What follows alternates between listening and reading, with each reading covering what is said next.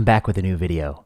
There's someone on Twitter you should be following. His name is Anthony La Mesa. He's an education consultant. He's someone who closely follows the education policies of Europe, and he has consistently been a voice of reason throughout this pandemic. Well, today he showed me something on Twitter that I wish he hadn't shown me because I really didn't want to read this. But having read this, I have to talk about it because I think it is just so insane. It is so insane and emblematic of, I think, the challenges we face in the United States when it comes to the pandemic endgame or thinking about how the last throes of this pandemic will play out. Anthony La Mesa writes, I missed this insane Politico interview about masking toddlers, and indeed it is titled Toddlers and Masks, and you thought potty training was hard. That's how they title it. And the author of this, a reporter, is about to send her child off to daycare, and the child has just turned 2. And the reporter is thinking about how she is going to get this 2-year-old to wear the cloth mask in daycare, which remains the AAP and CDC guidance. This is counter to the World Health Organization. The World Health Organization explicitly advises against masking any child under the age of 6. It also only masks on a case-by-case basis from 6 to 12. And of course, places like the United Kingdom never mandated masking in children under 12. Well, this article enters that. They talk to an infectious disease expert to get the expert advice. Well, the first thing they say, how do you know if the mask is clean? How often should you wash it? And the expert says, we're forced to do the mask sniff test every time we put it on. If it starts to smell like it should be in the dirty laundry pile, it probably should have been a few days ago. I would say that if you're going to wear the cloth mask, at least try to wear a clean one. There's no shortage of them. I see them on clearance sale everywhere. I've seen them on clearance since May because that's when they started to go on clearance. They're in abundance now. If you're going to wear it, I would recommend you don't wear a dirty one. Then this gem. The WHO recommends children older than 5 wear a mask while the CDC sticks to 2 and up, which is more appropriate, is asked of the ID doctor. Now let me answer this. If somebody asked me this question, I would say, well, the CDC and the American Academy of Pediatrics, by going beyond the WHO, have done so based on no credible data whatsoever. They have done so without any evidence that that strategy is better from a public policy or even for the kids of that age. And I wrote that in The Atlantic. I'm going to put a link below. I wrote that article. There is no credible evidence in this age group. We can debate other age groups, but there's no debate here. 2 to 5. There is no debate. There is no credible evidence. This person says, quote, the WHO recommendation was more of a surrender to the pragmatic concerns of how difficult it is to mask a 2, 3, or 4-year-old than a statement that risk is really lower than a 4-year-old than a 5-year-old. That's not the question. The question isn't what the risk is in a 4-year-old versus a 5-year-old. What's the delta? Absolute risk reduction of wearing a cloth mask at that age. The policy of mandating it. What's that?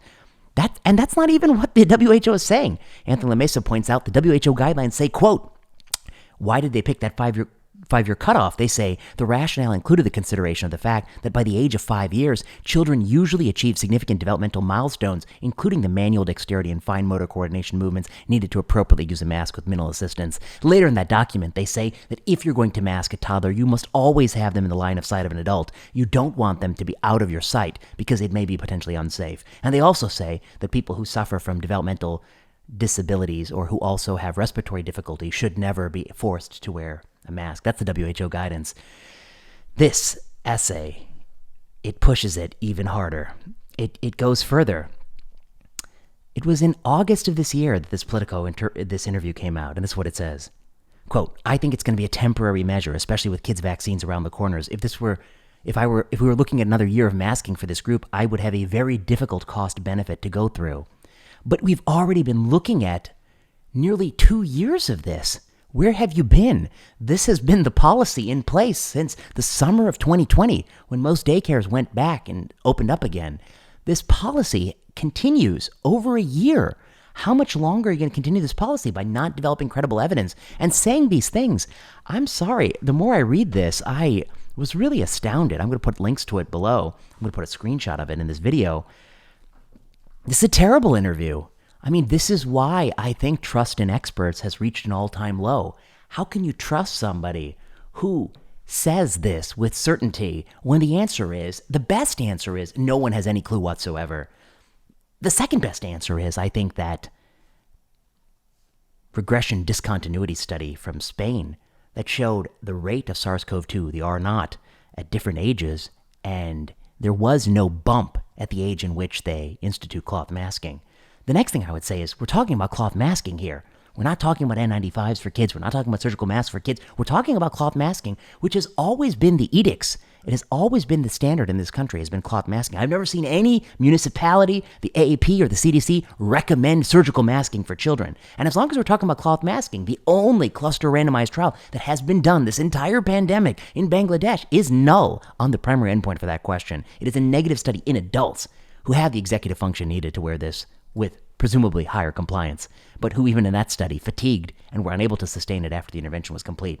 I don't know what to say about this. This is not expertise. This is really, it's really bad. We've really lost our marbles here. I think there are many people in Europe who read things like this, and somebody pointed out, weep for them, I think he said. And I don't know what to say. I think this is such a visible symbol that clearly has ignited the passions of many people. You cannot keep getting this wrong. You cannot go around saying things that are just blatantly wrong in violation of common sense. I had a European recently come visit me, and this European told me that we just use our eyes to come to the conclusion that this is a foolhardy policy. But I've also looked at all the evidence. That was the basis of my Atlantic article. And recently we've published an omnibus review on cloth masking. It is now a working paper. It's 25,000 words. It's 370 references. You can read it right now.